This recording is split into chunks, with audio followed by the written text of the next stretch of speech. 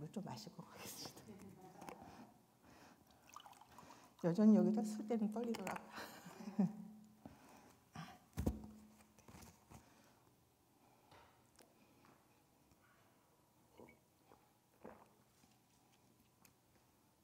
네, PPT 틀어주시면 될 것 같아요.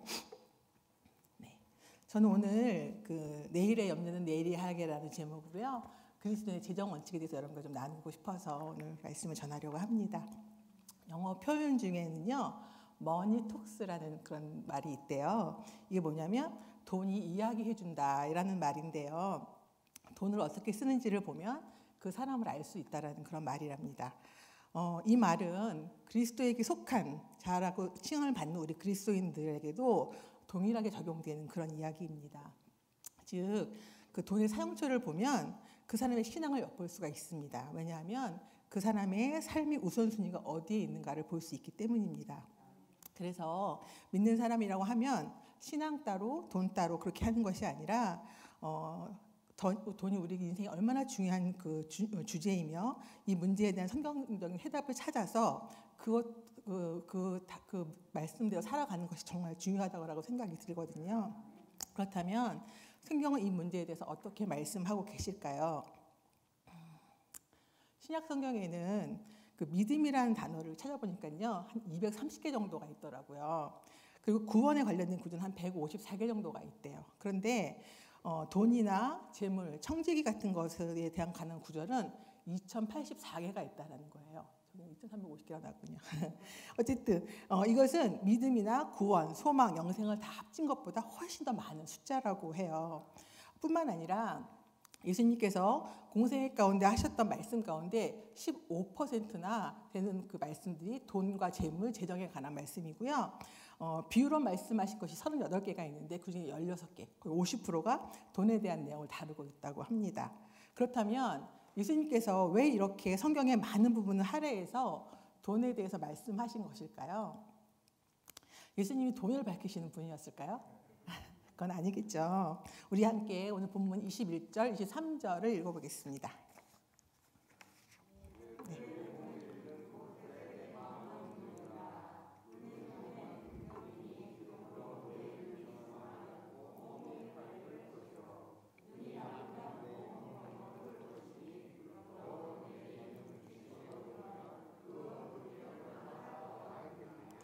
네, 주님이 그렇게 많은 말씀들을 하신 이유는 주님께 있어야 할 우리들의 마음이 애지중지하는, 사람들이 애지중지하는 돈에 가 있음을 아셨기 때문입니다. 그리고 또 말씀하시기를 마음이 돈에 가 있다는 것은 마치 우리 몸의 등불이 눈인 것처럼, 그 눈이 보이지 않으면 온몸이 어두워지고 결국 온 삶이 어둡게 되는 것처럼 우리가 돈의 눈이 멀면 우리의 영적인 눈이 어두워지고 우리의 영적인 삶도 실패하게 되기 때문이라고 주님 말씀하고 계시다는 것입니다. 실제적으로 하나님의 창조 속의 계획 속에서 이 세상 가운데 하나님의 영광을 드러내는 청지기로 부름을 받은 우리들이 성도잖아요. 그런데 그런 우리 성도가 세상 경제 체제 속에서 휘둘리면서 막 무거운 빚을 지고 매월 겨우겨우 살아가는 그런 모습들을 많이 보이고 있다는 것이죠. 그 월스트리트 저널이라는 곳에 의하면 전 세계 한 70%의 사람들이요 매달 빚 갚는 데 급급하며 살아가고 있대요. 한 나머지 30%만 그런 대로 그냥 괜찮은 삶을 하고 있다고 말을 하고 있습니다. 뿐만 아니라 한국 가정법률 상담소에게 분석을 해보니까요, 그 경제적 갈등으로 인한 이혼이 배우자의 부정이나 성격 차이로 인한 순위보다 훨씬 앞서는 것으로 나타났대요. 그러니까 우리의 잘못된 재정과 그 사용에 대한 그런 것들, 또 그 재정에 대한 어떤 잘 알지 못하는 그런 부족, 문제로 인한 문제로 관계가 깨어지고 있고, 이 모든 상황들은요 비단 세상 사람들만의 얘기가 아니라 우리 교회 안에 있는 많은 사람들도 그렇게 살아가고 있다는 것입니다. 그래서 주님은 돈에 빼앗겨버린 당신의 자녀들의 마음을 되찾아오고 싶으셨던 거죠. 그리고 재정적인 어려움과 미래에 대한 염려로 그 부르심의 목적대로 살지 못하고 있는 사람들에게 그 문제의 원인이 무엇이고 어떻게 그것을 바로잡고 재정의 문제를 해결할 수 있는지를 가르쳐 주셔서 재정적인 자유를 이루기 원하셨던 거예요. 그래서 그 형통한 자가 되어져서 맡겨진 사명을 잘 감당하는 좋은 청지기로 살아가게 하시기 위해서 오늘 우리 교과서처럼 성경 말씀에 이런 많은 말씀들을 기록해 놓으셨다는 것입니다.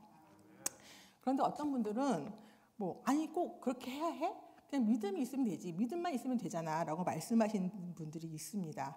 정말 믿음만 있으면 그저 믿기만 하면 우리의 재정적인 어려움들이 다 해결이 되어질까요? 네, 믿음이 있으면 됩니다. 그런데 그 기본적인 재정 원칙을 계속 어기면서 나는 믿음이 있으니까 하나님이 재정을 배가시켜 주실 거야 이러면서 그렇게 기대하는 건 사실 믿음이 아닌 것이죠. 우리가 자신이 하나님의 종임을 겸손히 인정하고 주님의 지시대로 우리에게 이미 주신 아까 말씀드렸던 것처럼 그 많은 하나님의 말씀들을 우리가 잘 찾아서 읽고 믿고 그것들을 순종할 때 그것들이 해결되어진다는 것입니다.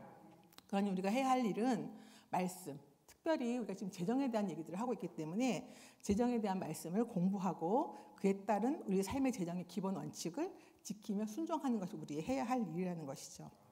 사실 이 주제에 대해서 얘기하려면 아까도 보면 2084개나 되는 그 수많은 신약 성경에만 그렇게 많은 말씀들을 다 공부하기 사실 얼마나 많은 시간들이 걸리겠어요. 그러나 그것이 하나님께 주신 말씀이라면 천리길도 한 걸음부터니까요. 하나하나 찾아서 그 말씀이 어떻게 우리 삶 가운데 적용하기를 원하시고 그것들이 우리 삶 가운데 이루어질 때 어떻게 우리 삶이 변해져 가는지를 하나님이 경험하기 원하신다는 것입니다.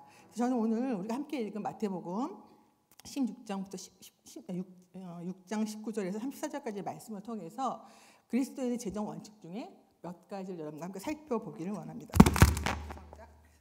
네.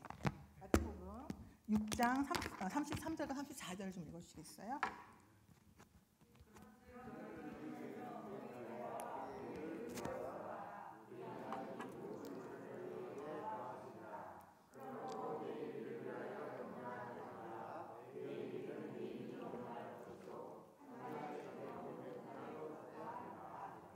너무나 잘 아시는 말씀이죠. 어떤 분들은 아마 다 외우고 계시는 분들도 계실 것 같은데요. 여기서 우리가 그의 나라, 그의 의, 그걸 구하라 이런 말씀들을 잘못 이해하고 있는 분들이 좀 계신 것 같아서요. 그래서 그의 나라가 의미하는 것은 무엇일까요? 우리 목사님이 요즘 늘 주장하고 말씀해 주시고 계시지만 그의 나라는 하나님의 통치가 이루어지는 곳이라는 것이죠. 그리고 특별히 이 본문은 그 재정에 대한 것들을 설명하고 19절부터 34절까지의 말씀이 재정에 관한 것들을 말씀하고 계시는 그런 그 말씀이기 때문에 실제로 우리 재정의 영역에 하나님의 통치가 이루어져야 함을 말씀하고 계시다는 것입니다. 그런데 그 통치가 이루어지려면 통치에 합당한 법들이 당연히 필요하겠죠. 그래서 여기서 말하는 의는 우리가 보통 두루 생각하고 헤아린다 이런 뜻을 가진 뜻의자가 아니고요. 옳고 그름을 뜻하는 옳을 의자라는 것입니다. 그래서 하나님을 통치자로 모신 하나님의 나라에는 그 통치에 합당한 법들이 있다는 것이죠. 그리고 그것을 구하라고 하시는데요. 구하라는 말을 잘못하면 찾아라, 구하라 그러면 구할 것이요. 찾으라 그러면 찾을 것이 이렇게 하면서 하나님 주세요라고 하는 그런 구하라가 아니고 여기서 이 구하라는 제테이타라는 그 헬라어 말인데요. 찾아라 그런 뜻이라는 거예요. 그렇다면 하나님의 나라에는 하나님의 그 뜻을 하나님의 통치에 합당한 법이 있는데 그것이 무엇인지 찾아라. 그럼 하나님이 찾아라 그러셨다고 하면 어떻게 하는 것이죠? 그걸 찾아서 행해라라고 하고 말씀하고 계시다는 것입니다. 그러면 그렇게 한다면 그다음에 우리 뭐라고 말씀하시냐면 그렇게 해서 너희가 그렇게 행한다면 이 모든 것을 너희에게 더해 주시겠다라고 말씀하고 계시다는 것입니다. 즉 이 기본적인 원칙에 종의 마음으로 순종하면 이 모든 것, 즉 믿음이 세워지고 안정과 평안 그리고 형통을 더해 주시겠다는 것입니다. 형통, 그것이 하나님 우리 삶 가운데 원하시는 것이라는데요. 형통은 어떤 형통일까요? 우리 고린도후서 9장 8절 말씀 한번 읽어보시겠습니까?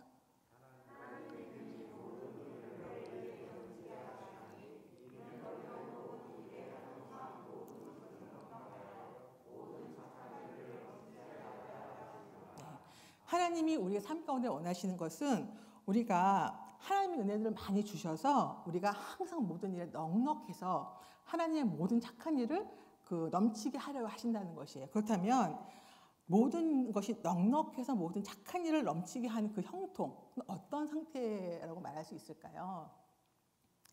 네, 하나님의 형통은 첫째는 하나님이 정말 중요하게 생각하시는 우리에게 주신 가정 공동체 안에서 자기 가족을 적절히 돌보고 그들이 다른 이들에게 짐이 되지 않도록 하는 것입니다. 두 번째는 우리 주변의 궁핍한 사람들을, 특히 믿음의 공동체에 속해 있는 사람들을 잘 돕는 것이고요. 세 번째는 하나님 나라의 복음을 가정과 세상에 확신시키기 위해서 하나님의 일을 지원하고 고무시키는 것. 이런 것들이 하나님의 일을 넉넉히 하는 착한 일이라고 말씀하고 계시다는 것이죠. 자, 그렇다면 아까 우리가 봤던 것처럼 먼저 그의 나라와 그의 의를 구하라. 그리하면 이 모든 것을 너에게 더하시겠다라고 말씀드렸잖아요. 그렇다면 그것이 이루어진다면 34절은 저절로 이루어진다는 것입니다. 한번 읽어보실까요?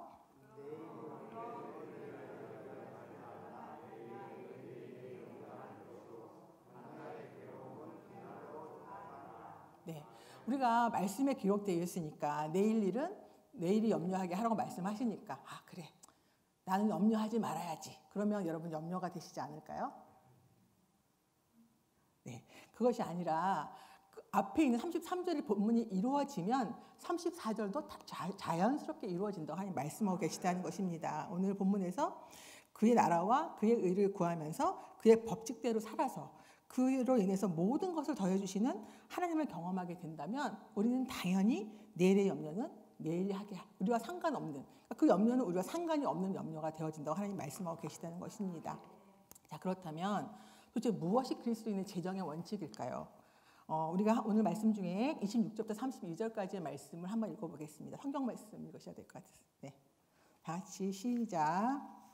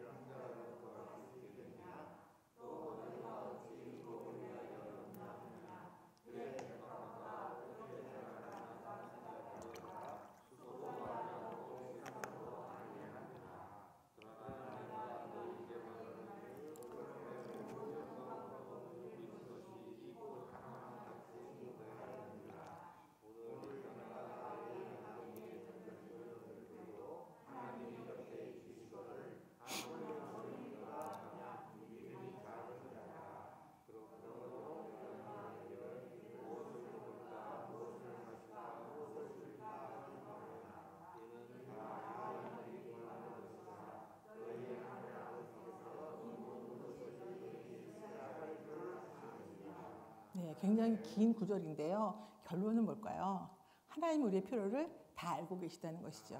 우리가 하나님의 뜻대로 살기만 하면 그것들을 다 채워주시겠다고 하나님 약속하고 계시다는 것입니다. 그래서 그리스도인의 제적 원칙 첫 번째는 뭐냐면요, 부와 기가 주께로 말미암는다는 것입니다. 역대상 29장 12절 말씀 한번 읽어보겠습니다.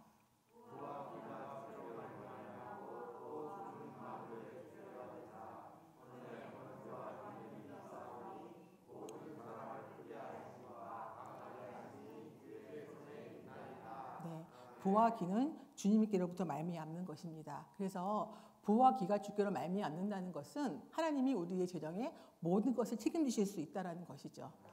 창세기 26장에 보면 이삭이 그 땅에서 농사해서 그 해에 100배나 얻었고 여호와께서 복을 주심으로 그 사람이 창대하고 왕성하여 마침내 거부가 되었다고 말씀하십니다. 하나님은 우리에게 30배, 60배, 100배의 것들을 얼마든지 우리에게 주실 수 있는 분이시라는 것입니다. 그런데 그 부와 기가 주께로 말미암았다는 것은 또 반면 어떤 말씀이 있냐면 하나님은 우리를 낮추시고 줄이게도 하신다는 거죠. 왜냐하면 신명기에 보면 내 하나님 여호와께서는 40년 동안 광야길을 걷게 하신다는 거예요. 왜냐하면 너를 시험해서 너의 마음이 어떠한지 그 명령을 지키는지 지키지 않는지 그렇게 알려 하시는 것이라는 것이죠. 그리고 그렇게 줄이게 하시는 것은 또 사람이 떡으로만 사는 것이 아니고 여호와의 입에서 나오는 모든 말씀으로 사는 것을 알게 하시기 위해서 하나님 말씀하시고 계시다는 것입니다. 자, 또 세 번째는 부와 기가 주께로 말미암는다는 것은요, 우리의 재정 상태에 이상이 있는지 그것들을 살펴봐야 한다는 것입니다. 학개서 1장 5절과 6절 한번 읽어보겠습니다.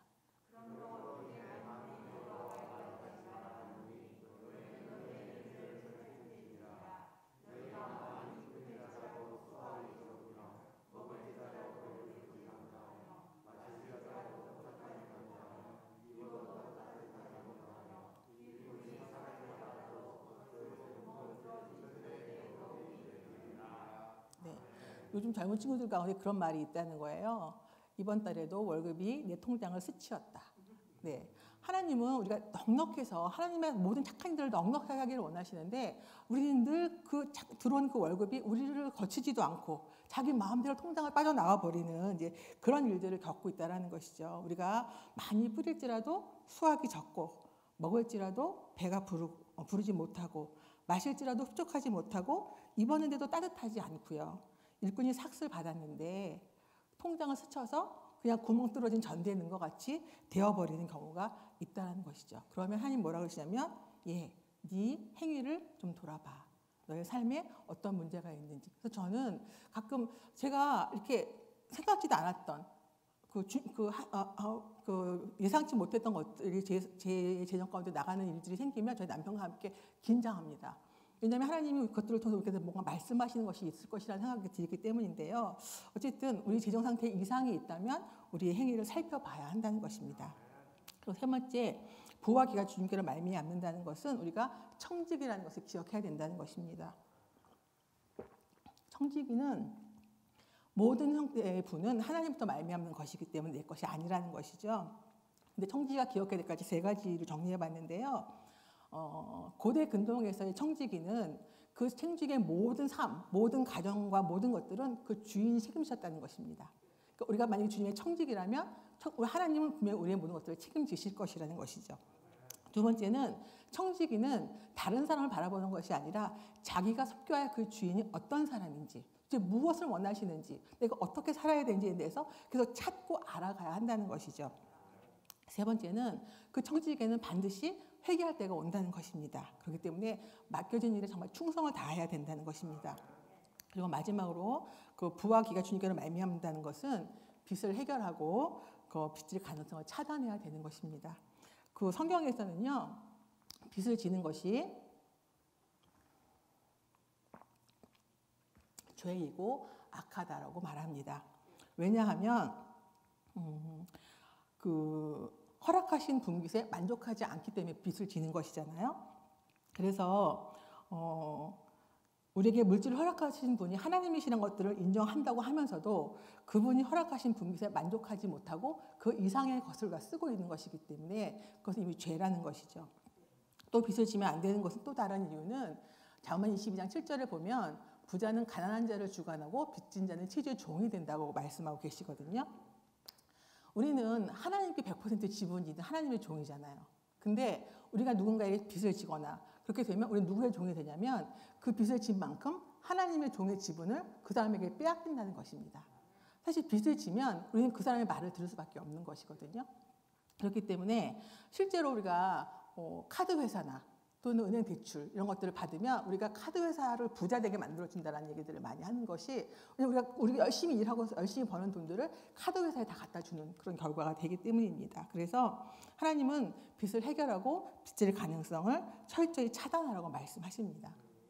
사실 빚에 대한 얘기를 또 1시간 정도 해야 되거든요. 근데 오늘 빚에 대한 얘기는 하지 않고 그러나 어쨌든 이렇게 우리가 그것들을 다 차단해가며 하나님의 말씀을 따라 살려고 하는데 그것들을 방해하는 존재가 하나 있죠. 누굴까요? 네, 사단입니다. 사단은 우리로 하여금 하나님께 불순종하게 하고 죄를 짓게 해서 하나님부터 떠나서 자신을 섬기게 하려고 하는 것이 목적인 그런 존재입니다. 감히 이 존재는 예수님한테 나타나서 내게 엎드려 경배하면 내가 모든 것을 줄게 이렇게 말하는 존재이니까 뭐 우리한테야 뭐 하면 더 어떻게 하겠습니까? 어쨌든 우리가 그래서 그것들을 되게 이렇게 경계하고 그것들이 우리에게 주는 어떤 영향들에서 그것들을 반대 행동으로 해야 된다라고 말하는데요. 오늘 마태복음 6장 24절에 보면 예수님께서 특별히 그 사단들은 각자 그 분파가 있대요. 예를 들면 뭐 풍요의 신이라고 이렇게 사람들이 얘기했던 가나안의 바알이나 블레셋인들이 농사를 이렇게 주관한다고 믿었던 다곤 같은 그런 신의 이름들이 있잖아요. 오늘 6장 24절에 보면 예수님께서 특별히 재정의 영역을 맡은 그 존재의 이름을 밝히고 계세요. 다 같이 한번 읽어보겠습니다. 한 사람이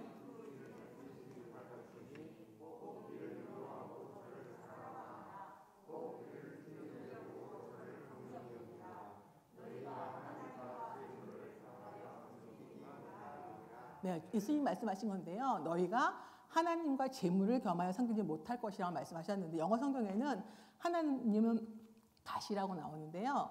돈은 맘몬이라고 나와요. 그러니까 사실 돈이라고 해석되어져 있지만 헬라어 성경에는 맘모나스라는 그 신의 이름이 나와 있다는 것이죠. 결국 이 맘몬은 누구냐면 그 돈을 사랑하면서 그 돈을 섬길 수 있도록 영향을 미치는 영적인 존재예요.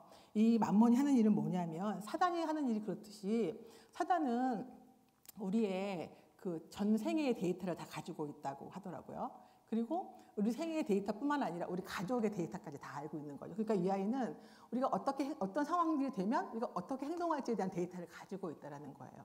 그래서 한때 우리나라에 그 가기에 흐르는 저주를 끊어라 뭐 이런 책이 한때 굉장히 유행했던 적이 있었어요. 사실은 가기에 흐르는 저주는 없죠. 그러나 우리가 그 어렸을 때부터 배워왔던 우리의 원가족에서부터 배워왔던 우리의 돈을 쓰는 어떤 것들이 있다는 것이죠. 그러니까 이 사단은 얘가 어떻게 하면 쓸데없는 돈을 쓰게 할 줄을 알고 있다는 것이죠. 어떻게 하면 이 아이를 빚을 지게 해서 그에게 멍해를 지을 수 있는지를 알고 있다는 것이죠. 그렇기 때문에 그런 것들 우리가 민감하게 그것들을 하고 그런 일이 있을 때 우리가 그것들에 반대되는 행동들을 해야만 한다고 말하고 있는 것이죠.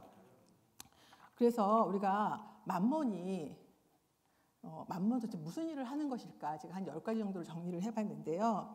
여러분들이 한번 보세요. 내 삶은 도대체 이 10가지 중에 한 몇 가지 정도가 될까? 이런 거요. 첫째, 맘몬은 돈이면 무엇이든지 할 수 있다고 믿게 한대요. 세상에서 그렇지 않습니까? 또 두 번째는 맘몬은 사람들의 삶 가운데 두려움과 근심으로 역사하게 한다는 것입니다. 그래서 내가 하나님 착한 일을 많이 하라고 하셨는데 그 착한 일을 하는데 내 돈이 나가면 나는 돈이 없어지니까 라고 그 사람들이 인색하게 만든다는 거예요. 그 다음에 세 번째는 맘몬은 공급의 존재가 하나님이 아닌 다른 통로라고 생각하게 한다고 합니다. 그래서 회사에서 열심히 일했는데 나 이 회사에서 잘리면 아무것도 할 수 없어. 그러니까 회사에서 충성한다고 정말 하나님의 일을 감당해야 되는데 그것들을 할 수 없는 그런 사람을 만들어버린다는 것이죠. 때로 내가 하나님 앞에 정말 정직하게 최선을 다해서 회사 일을 열심히 했는데도 불구하고 그 회사에 잘린다면 아마 하나님 더 좋은 곳으로 보내시려고 하는 것일 거야라는 것에 대한 믿음을 우리가 가져야 하는데 우리 안에 그런 믿음이 없이 그런 두려움으로 사로잡혀서 아무것도 할 수 없는 사람을 만들어 버린다는 것입니다. 네 번째는 네가 번 것은 네 것이야라고 계속 하나님이 속삭이고 있다는 것입니다. 우리 누가복음 12장에 보면 왜 어떤 부자가 수확을 많이 해서 보니까 창고가 너무 작아서 창고를 해놓고 뭐라 하냐면 이제 좀 쉬고 먹고 놀자 이렇게 얘기하는데 그날 밤에 하나님 네 영혼을 가져가면 어떡하겠냐라고 말씀하시잖아요. 자, 우리가 번 것은 우리의 것이 아니고 하나님의 것이잖아요. 근데 이제 문제는 이런 생각들을 세상에서 맘몬이 계속 주게 되면서 요즘 우리 젊은 아이들은 이제 각자 맞벌이하는 부부들이 많아지면서 네가 번 것은 네가 번 것이고 내가 번 것은 내가 번 것이라고 이렇게 그 전대를 분리해서 하는 경우가 너무 많이 있어요. 제가 일단 이제 그것들을 좀 살펴보려고 하는데 그렇게 하고 있다는 것이죠. 다섯 번째 맘몬은 때로 헌금을 돈을 더 많아지려면 내가 헌금을 많이 하면 하나님이 돈을 주실 거야라는 마음으로 하기도 한다는 것입니다. 또 여섯 번째 보면 맘몬은 때로 돈은 중요한 게 아니야라고 생각하면서 막 쓰게 만들기도 한다는 것이죠. 또 맘몬은 돈을 관리하지 못하도록 그렇게 조장한다는 것입니다. 자신의 분깃이 얼마인지 아까도 제가 빚을 지는 이유는 뭐냐면 하나님이 내게 주신 분깃의 이상을 쓰기 때문에 빚을 지는 것인데 내게 주시는 분깃이 얼마인지 모른다 라고 생각하시나요? 제가 많은 분들을 이렇게 만나서 얘기를 하다 보면 사실은 이제 난 대충 알고 있어요 라고 말씀하시는 분들이 많이 있어요. 그리고 가계를 써야 된다고 말하면 들어오는 거 뻔하고 나가는 거 뻔한데 이렇게 말씀하시는 분들이 많이 있거든요. 그런데 사실 그분하고 정말 깊이 얘기를 해보면 우리 집에 얼마가 들어오는지 내가 얼마나 사용하고 있는지를 잘 모르는 경우가 너무나 많이 있어요.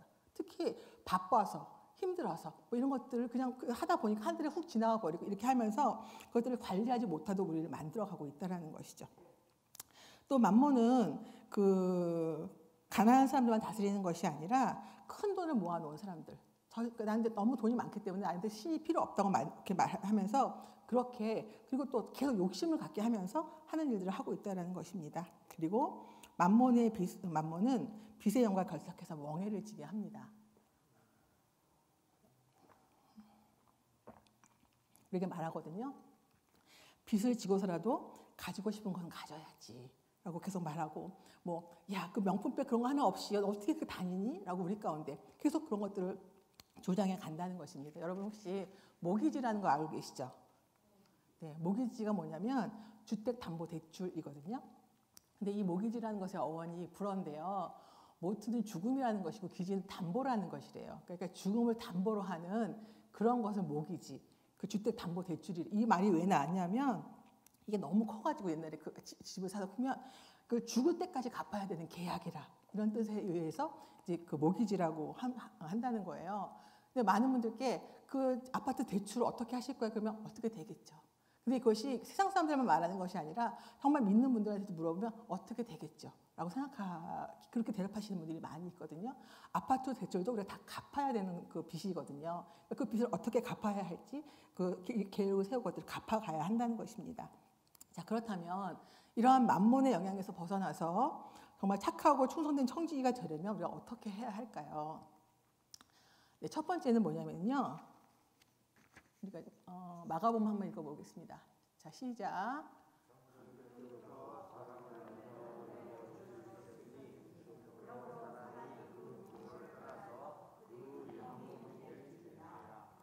네, 하나님 우리의 재정이 우리 개인에게 사용된 것보다 우리 공동체 안에서 어떻게 사용되기를 정말 하나님이 원하시는 분이시고, 우리 공동체가 정말 하나가 되어지기를 원하시는 분이시기 때문에 하나님 먼저 우리 가정 가운데 주시는 재정에 대해서 제가 지금 얘기할 건데요.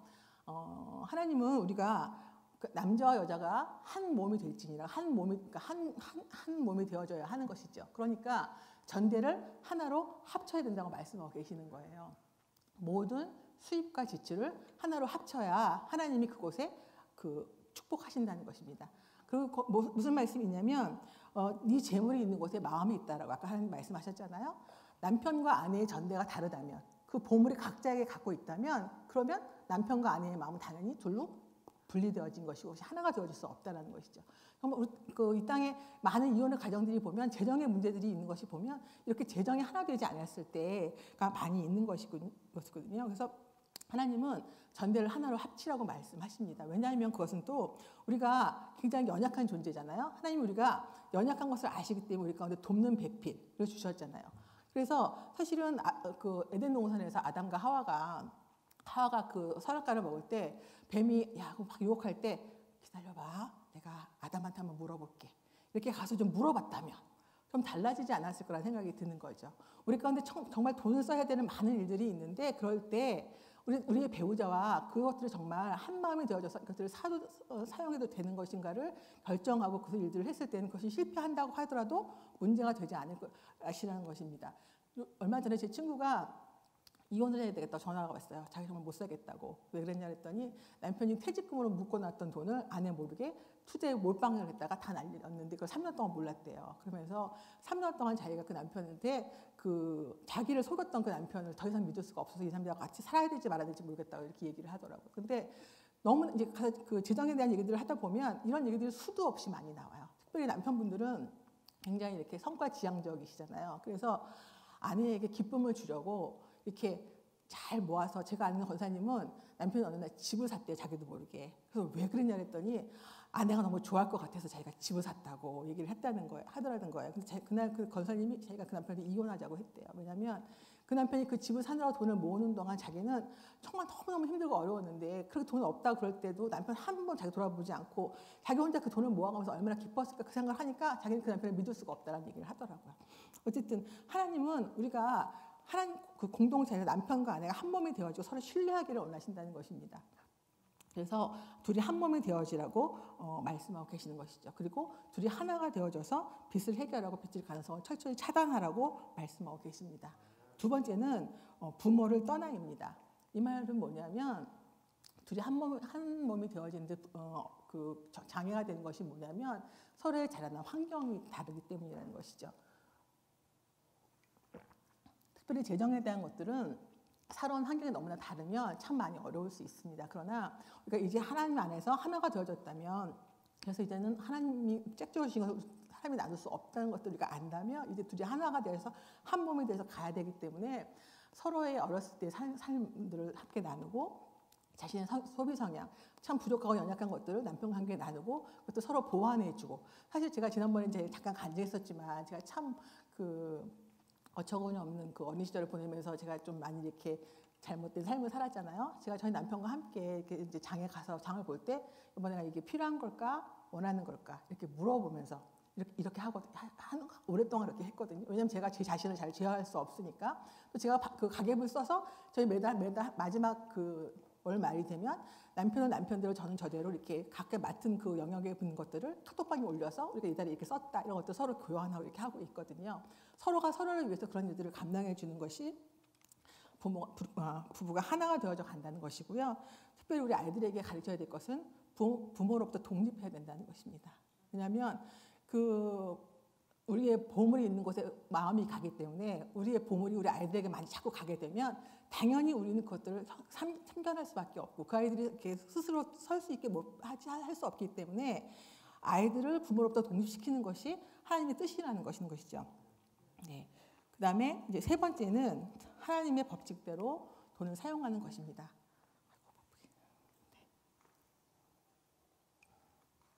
네. 고린도후서 9장 10절부터 11절까지 말씀 한번 읽어보겠습니다.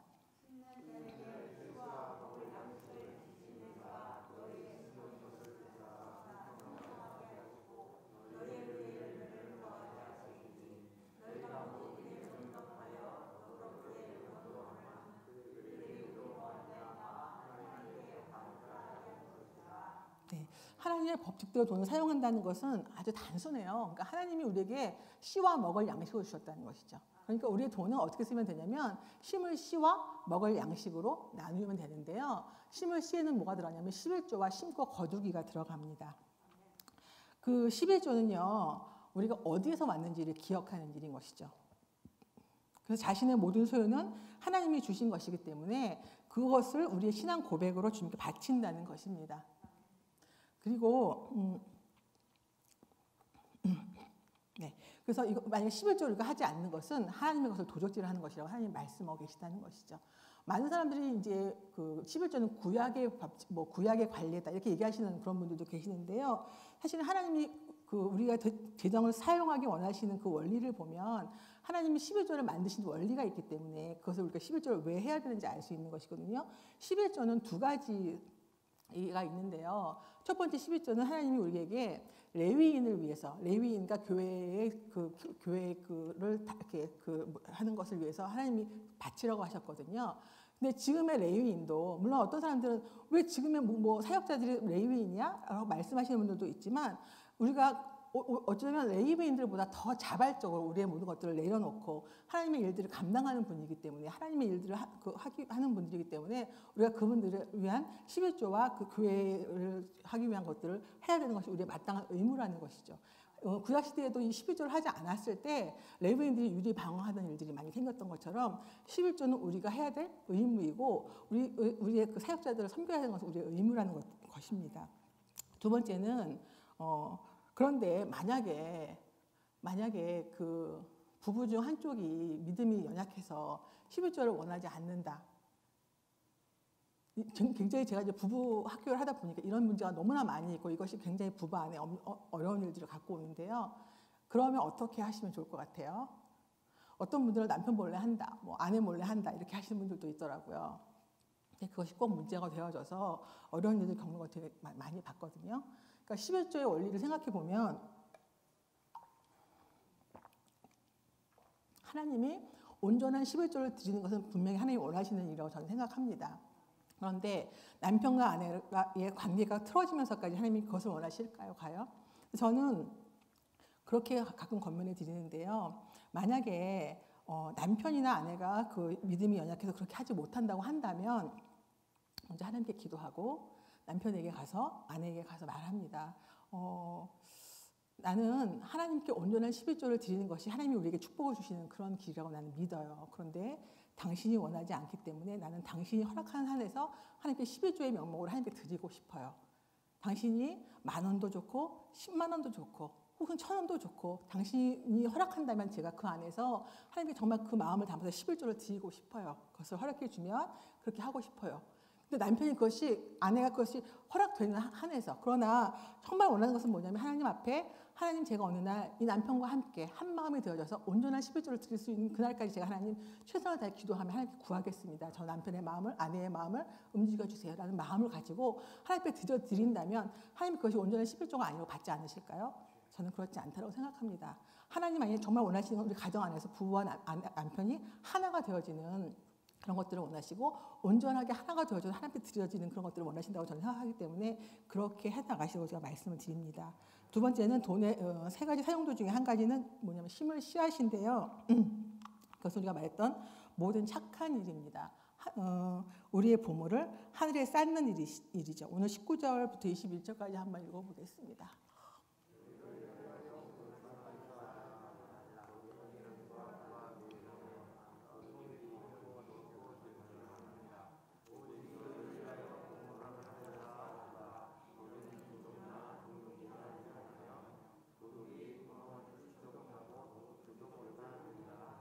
네. 네. 하나님이 약속하신 것입니다. 우리의 보물을 하늘에 쌓는 일인데 이것은 무엇이냐면 그 다음에 보면 가난한 자를 불쌍히 여겨서 그들을 섬기는 것. 아까 우리가 앞에서 말했던 것처럼 우리가 어떻게 하는 것이 형통이냐고 하는 것, 그 일들을 감당할 때 그것이 우리가 하나님께서 나에게 꾸어주는 거야라고 말씀하고 계시다는 것입니다. 그리고 보통 이 11조 그러면 어느 정도의 양을 하면 될까요? 라고 물어보시는 분들이 많이 있는데요. 성경에 보면 그러니까 우리가 자발적으로 하는 헌금 말고 의무적으로 해야 될 헌금이 11조가 있잖아요. 근데 제2의 11조라는 것이 신명기에 보면 나옵니다. 이건 뭐냐면 매년 우리가 드리는 그 11조 말고 토지 소산의 11조를 하나님 앞에 드리라고 말씀하세요. 근데 이건 왜 드리는 거냐면 축제의 11조라고도 하는데 그것을 가지고 너희 주변에 있는 사람들과 함께 나누어 먹으라고 말씀하세요. 그러니까 하나님 원하시는 것은 하나님을 섬기는 일과 이웃을 섬기는 일을 동시에 하라고 말씀하시는 것이죠. 그런데 그 중에서도 11조를 다 하지 못한다면 최소한의 11조가 있어. 그건 뭐냐면 매 3년 끝에 그의 소산의 10분의 1을 다 내어서 내 성읍에 저축해서 너희 중에 분깃이 없는 그 레위인이나 내 성중에 우고하는 객과 및 고아와 과부를 돌봐야 해라고 말씀하신 것은 의무라고 말씀하고 계시는 것입니다. 그러니까 저희가 보통 이걸 계산해 보면 30분의 1 정도, 우리가 이제 월급 옛날에는 1년에 한 번씩 드리는 것이었지만 지금 저희가 이제 월급을 받으니까요. 그 1년 그 월급으로 나눠 보면 30분의 1 정도가 되거든요. 그러니까 우리가 월급 중에 10분의 1은 하나님께 드리고 그 여러 사람들과 나눠 먹는 일이 되게 중요하지만 꼭 반드시 해야 될 최소한의 양, 최소한입니다. 30분의 1을 따로 구별해서 이것은 무슨 일을 하는 것이냐면 객과 고아와 과부, 그러니까 자기 힘으로 살아갈 수 없는 그런 사람들을 돕는 일에 사용해라라고 말씀하고 계시는 것입니다. 그리고 분깃이 없는 레위인, 우리가 선교지 외국에 가신 선교사님들 이런 분들을 향한 그런 것들을, 그래서 저는 그 통장을 따로 만들어 놓고 그것은 제 돈이 아닌 거잖아요. 하나님 말씀하신 돈이기 때문에 그것에 합당한 그런 격이 생길 때마다 남편과 상의해서 우리가 얼마쯤 하는 그것들을 흘려보내는 것이 좋을 것일까를 상의하면서 그 일들을 하게 되거든요. 하나님이 그 일을 감당하라고 말씀하고 계시다는 것입니다. 제가 10분만 더 하겠습니다. 네, 그래서 그 추수의 법칙은 이제 추수는 기적이며 약속이고 심어야 반드시 거둔다는 것이고요. 무엇보다 좋은 땅과 좋은 씨를 준비해야 되는 것이고요. 올바른 방법으로 뿌려야 한다고 말하는데요. 그 올바른 방법에 씨를 심는 방법은 제가 농사를 잘 지어보지 않아서 잘 모르겠는데 농사를 잘 지으고 계시잖아요. 농사를 짓는 방법 중에 씨를 뿌리는 모습 보면 흩뿌리기를 한다고 말씀하시더라고요. 그러니까 한 곳에 모든 씨앗을 한 번에 묻지 않고 이렇게 뿌려서 씨를 심는데 마찬가지로 우리의 헌금도 그렇게 해야 된다는 것이죠. 우리가 할 수 있는 헌금들을 가지고 잘 이렇게 쪼개서 그것들을 보낼 수 있는 곳에 보내는데 왜 그렇게 하냐면 우리의 보물이 있는 곳에 우리의 마음도 가는 것처럼 우리가 헌금이 가는 곳에 우리의 마음이 가기 때문입니다. 그러니까 우리가 선교사님들을 돕는다면 헌금만 보내는 것이 아니라 그 선교사님을 위한 우리의 마음, 우리의 기도도 함께 가야 한다는 것이죠. 선교사님들이 가장 어려워하시는 것들은 뭐냐면 거기서 사역이 너무 힘들고 경제적으로 힘들고 그런 것보다는 내가 두고 온 그 땅, 내 본토 친척 아버지 집에 있는 그 기도의 동역자들 자기를 잃어가는 것이라고, 잊어버려 가는 것이라고 말씀들을 하시거든요. 우리가 작은 헌금을 보낼 때 그분들이 헌금을 받는 것도 되게 기쁘시겠지만 이분이 나를 잊지 않고 있구나. 나를 위해서 잊지 않고 기도해주고 있구나라는 것들을 기억하게 해주는 그런 것이기 때문이라는 것입니다. 자, 추수의 양은 심은 양에 따라 달라진다고 말씀하시는데요. 예수님은 그 과부의 두렙돈에 대해서 말씀하고 계시잖아요. 추수의 양은 많이 심는 게 중요한 것이 아니라 내 수준 가운데서 어떻게 하나님 앞에 드리는 것인가. 그것이 하나님이 내 수준에서 가장 많은 것을 드린 것을 많은 것이라고 하신다는 것들을 우리가 좀 기억하셨으면 좋겠습니다. 네, 마지막으로 돈의 세 가지 사용도인데요. 네, 아까 말씀하셨던 것을 주님이 주시는 것은 심을 씨앗과 먹을 양식입니다. 이제 이것을 어떻게 잘 사용하느냐에 따라서 하나님이 우리 가운데 하나님이 모든 것들을 더해주시는 그런 통로가 되어지는데요. 먹을 양식은 보통 필요한 것과 원하는 것으로 나누어집니다. 필요한 것은 식비, 의복비, 주거, 공과 뭐 이런 것들, 원하는 것들 이렇게 하는데 왜 이것들을 나누냐면 우리는 욕심이 끊임없이 올라오는 사람들이거든요.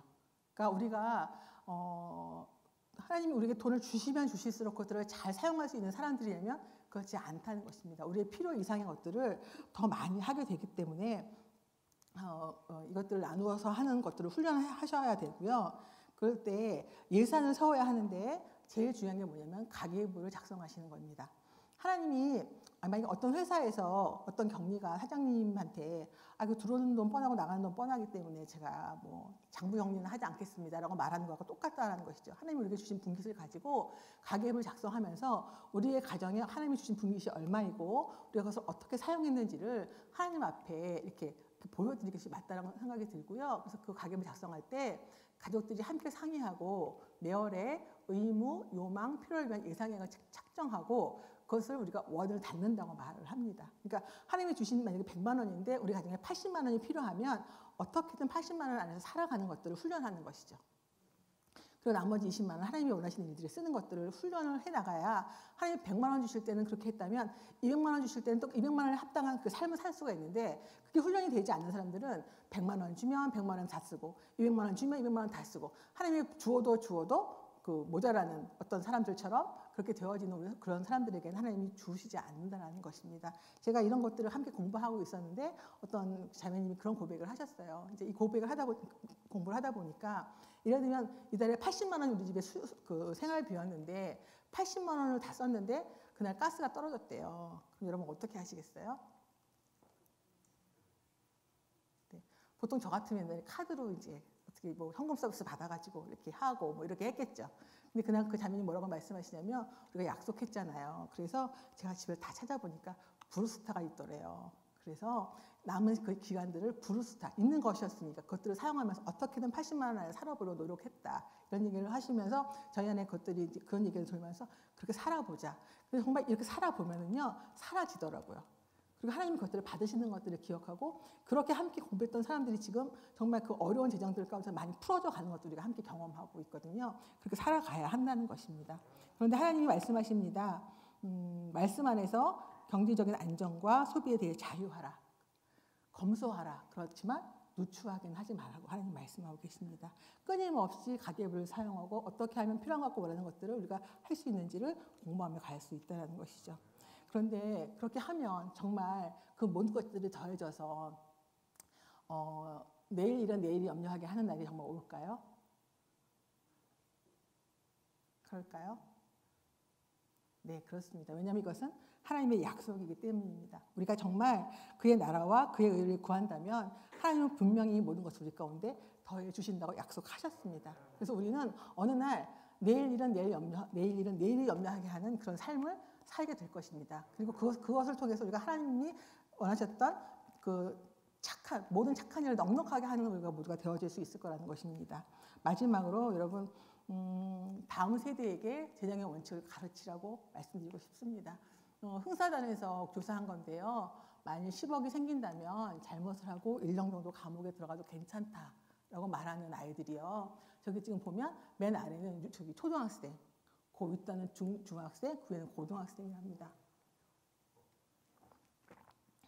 우리 아이들의 상황이 지금 이렇다는 것이죠. 주님 말씀하십니다. 마땅히 행할 길을 아이들에게 가르쳐라.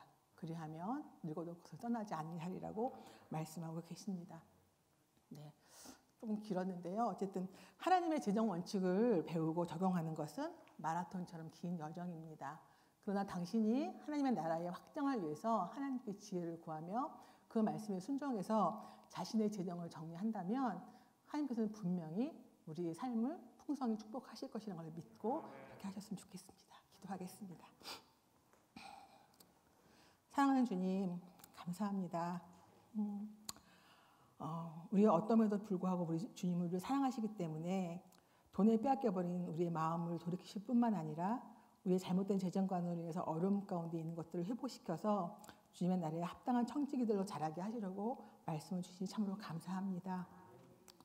사랑하는 주님, 이 시간 간절히 소망하는 것은 주님의 재정의 원리대로 살지 못했던 우리 자신과 상황을 돌아보게 하여 주시고 이제 그 길에서 돌이켜서 당신께 지혜를 구하며 그 말씀에 순종해 우리의 재정을 정리해 감으로써 모든 은혜를 너희에게 넘치게 하시는 주님의 은혜 안에서 모든 일에 항상 모든 것이 넉넉하여 모든 착한 일을 넘치게 하는 그래서 내일 일은 내일이 염려하게 하는 그런 우리가 모두 되어질 수 있도록 하나님 도와주시옵소서. 그렇게 하실 주님께 감사를 드리며 예수님의 이름으로 기도합니다. 아멘.